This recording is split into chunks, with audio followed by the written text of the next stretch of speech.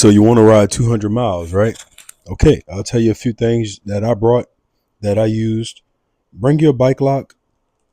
And the reason being, you might have to make an unexpected stop because you need something. Bring a chest rig. Yeah, mine is rusted because that's sweat, water, rain, and everything else that gets in that boat, but it works great. I use this every day. 99% of the content that I make is used by that. You're going to need a good quality helmet. Yeah, right. This is a El Cheapo $20 special. And you see that crack right there? That's where I fell off my bike, broke my collarbone. But this helmet saved my life, and I'm going to wear it until y'all get me a new one. No, that was just an inappropriate joke. Also, you're going to need a good quality. Now, if anybody, I know most of you know this is Harbor Freight. And you know what? You need a good quality glove. You need something with pads. I won't lie. My hands are still shot from riding 219 miles in 18 hours. Hands are shot.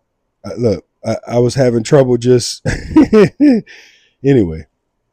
All right. Now, this is very important because if you're going to do any serious riding, you have to have a. Now, let me just tell you this. This is what I do. So I put this on strobe. My front white light, I put it on strobe because it conserves the battery. And I get longer time out of this on strobe than I do if it's just on high beam or low beam. But this El Cheapo light was like $20. It came with the corresponding red light. And that's how you know real riders, because that light is always going to be dirty.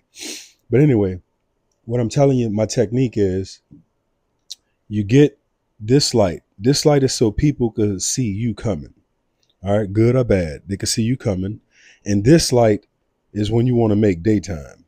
Now, I put it on strobe at night so that when people are early morning, I put it on strobe so that people could actually see that strobe, because they're not going to see this with a lot of other lights in the background. But see this 400 lumen cat eye? I'm going to get the 500. But this light is good to have because you can see with this light. 400 lumen cat eye, you can see. Now, I'm not getting paid for any of this. I'm just telling you what worked for me on my 200-mile ride that I just did. Don't forget to bring your celly. You need your cell phone. Now, the theory that I have is this. This little light, I attach it to the back of my helmet.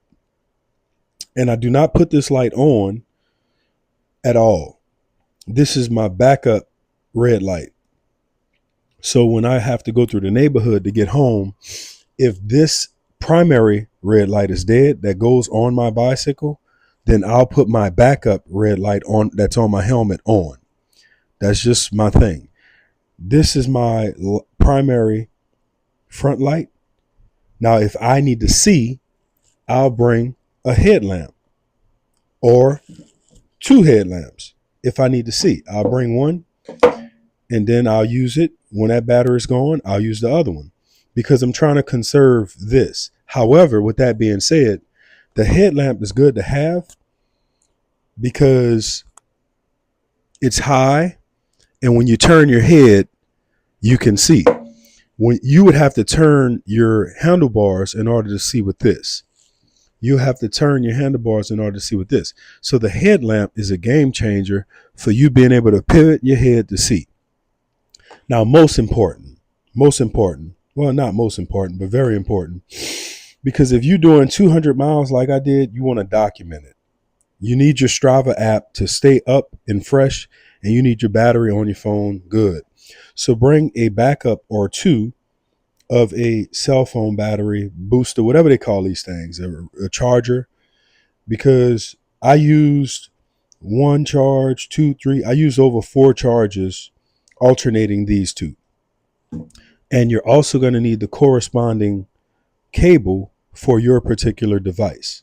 So USB goes in here and this other cable goes into your device. Now, I also want to say that nutrition is very important. And on my ride yesterday, my goal was to do 100 miles. That was it, 100. But then when I hit 100, I have a goal. I have a ride that's 112 miles. I have a ride that's 118 117 miles, and I have a ride that's 121 miles all this month. So I had to beat the 121 miles, right? I got that ride beat.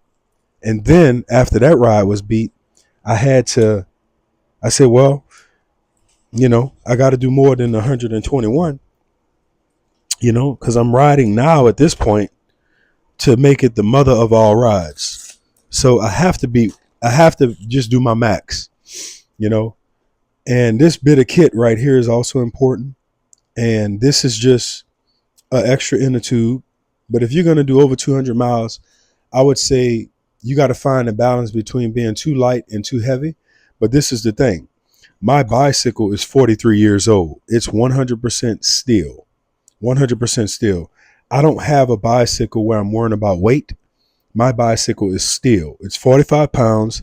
And then I added a bike rack to it to make it even heavier, because that's me. So I'm not worrying about being heavy. I'm not worrying about being heavy while I'm riding. I'm not worrying about that. I'm just worrying about getting miles and cranking and all of that. But inside here, I have a patch kit. I have the corresponding, hang on a second.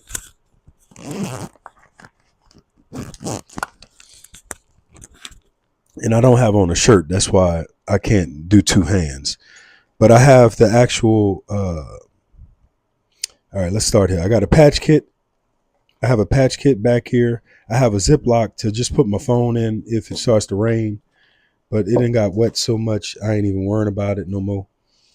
I have this little multi-tool for Allen wrenches. This is the corresponding socket, box wrench for my back tire, 5/8. So I have that in there. I have an inner tube in there. I have a mini crescent wrench in there. And I just have like some CO2 cartridges to fill up the tire as well. So that's what I have on my bike at all times. I want to get a bigger one. That way I can fit more stuff. Because, for example, I did a video on this already, but you have this Presta valve. See right here, that little fancy Presta valve. And that's the valve. It's a high pressure. It's about 80 PSI that you pump this tire up to. But most of you guys on carbon fiber and lightweight aluminum, the nice bikes, that's the valve they have. But then you have us on the Schrader valve. And so I like to keep, and my plan is to keep one of each on my bike. And the reason being, when you see somebody broke down, you can stop to help. And now I got an inner tube and the means to blow up the inner tube, no matter which type of valve they have. I actually caught a flat, so I have one Schrader valve inner tube on my bicycle, and I have one Presta valve on my bicycle as well. It'll get you out of a bind. So the nuts and bolts of this matter is you want to have what you need on you if you can. But if you have like a support truck or a family member or a friend who can just help you out as needed, that's even better. So what I did, I started riding at 4:30 in the morning, like I always do. I had no energy. And I'm going to make another video on this. But anyway, I had no energy. I just didn't sleep good. But I made my mind up already. I was doing 100. And I met a guy on Strava, not Lil Joe. He's a serious cyclist, hardcore. And he shook my hand. And I was like, man, I got to do 100. He gave me the boost that I needed to get back in it.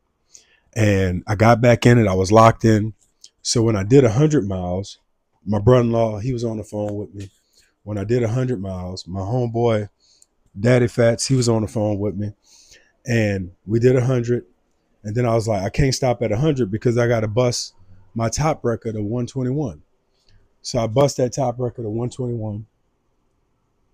And then after that, it was like, well, if I did 121, I might as well try to do 160. And so I did 160. And once I did 160, I said, well, it's only 40 miles from 200. And now the race was on because I wanted to see if I could hit 200 before midnight. Now, keep in mind, I started at 4:27 a.m. and I had 200 miles hit we had 200 miles hit before midnight. So we did 200 miles in 16 hours. And it was so amazing. So amazing. My legs felt strong. I felt strong. My mind was locked in at this point. I did not want to stop riding. So, like I told you in other videos, pre-work out your mind, because if your mind is locked in, your body's going to hate you, but your body will go along for the ride. And so what I ate as far as nutrition, and I'll just show you this right quick because this did help. It hindered me a lot, but it did help. So this is a 1 liter Yeti bottle. And I only say that for a reason, because this is the bottle I bought. And this sucker fell off the bike a few times because of just how I had it rigged up. But you know what? I did a review on it. This is a really good bottle to have. And I got it on sale. Somebody gave me a gift card and I got it on sale. I'm a Stanley man personally. Stanley built this country, not Yeti, but you know what I'm saying? Yeti is the in crowd.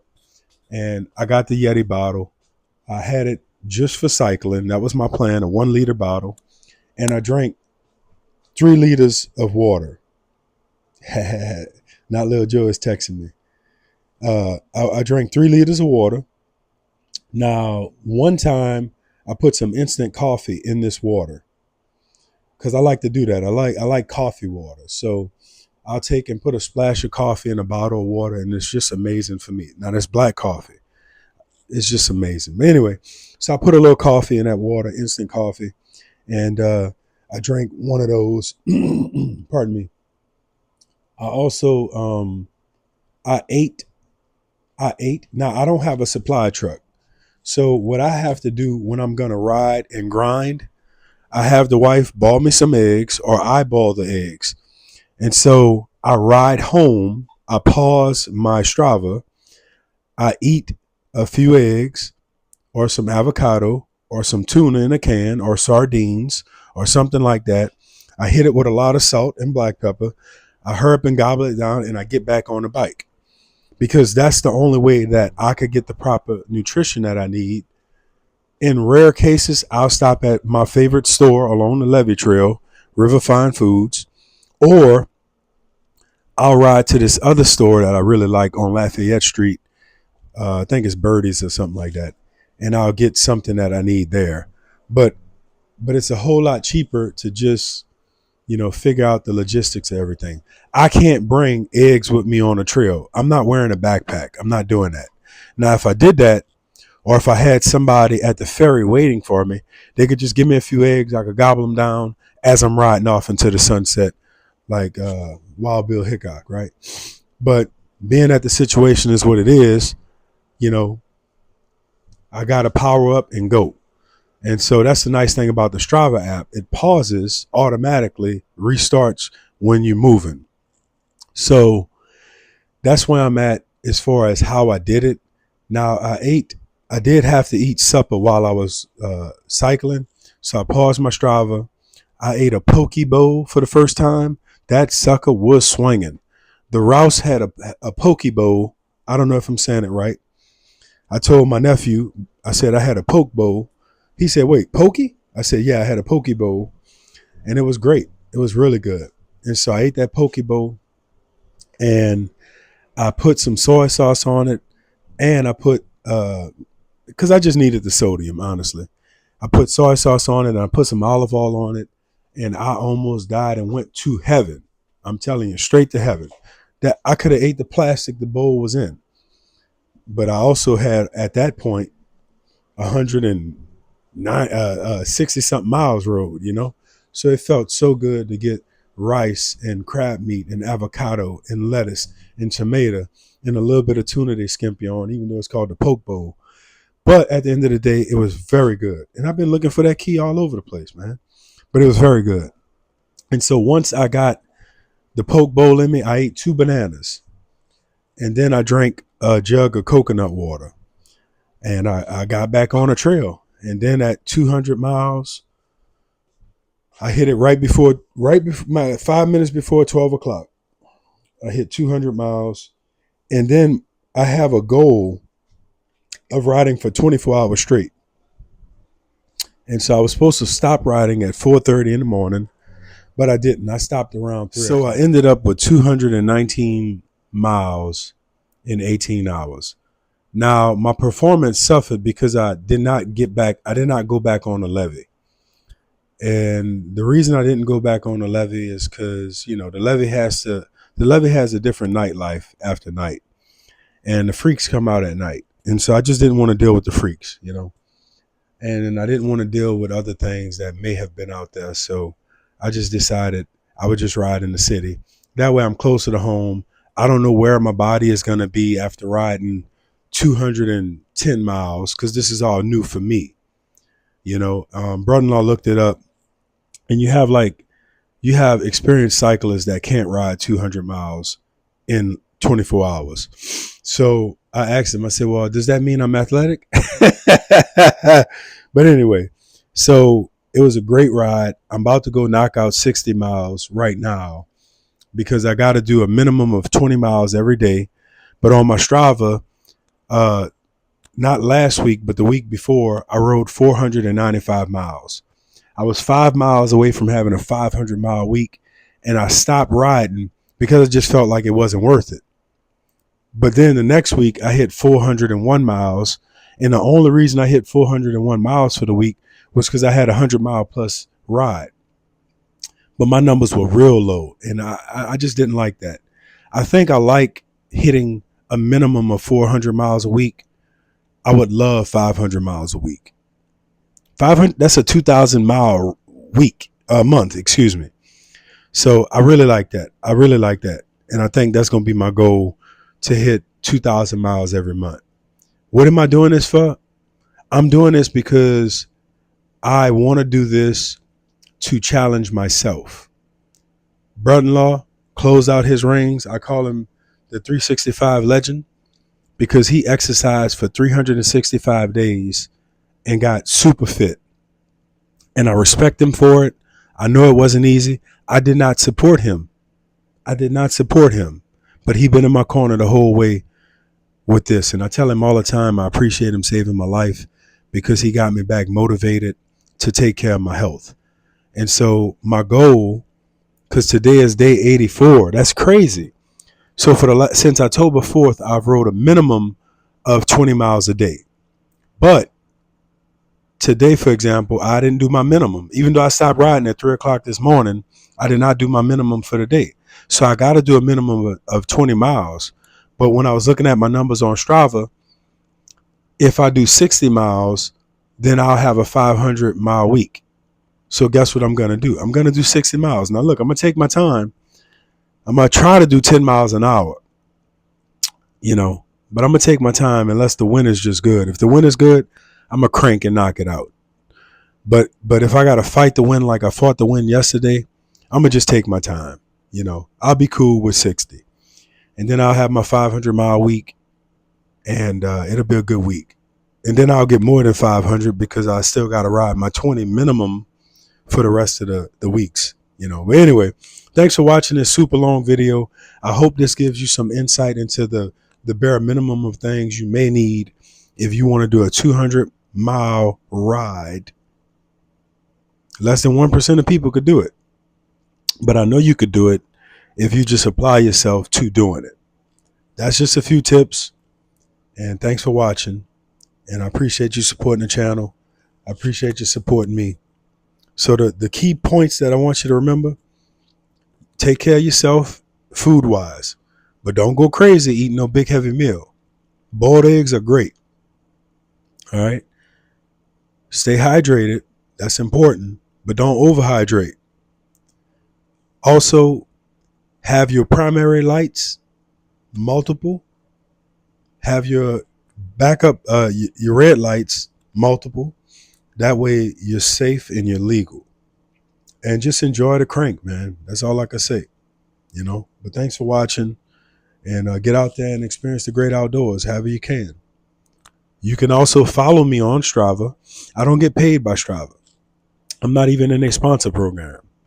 But you can definitely follow me on Strava, and hit me up in a DM if you want my name, and follow me on Strava. And every time you work out, I'm going to comment on your workout and congratulate you personally. because I want you to do it. I'm doing it. We could do it together. We make a good team. Thank you.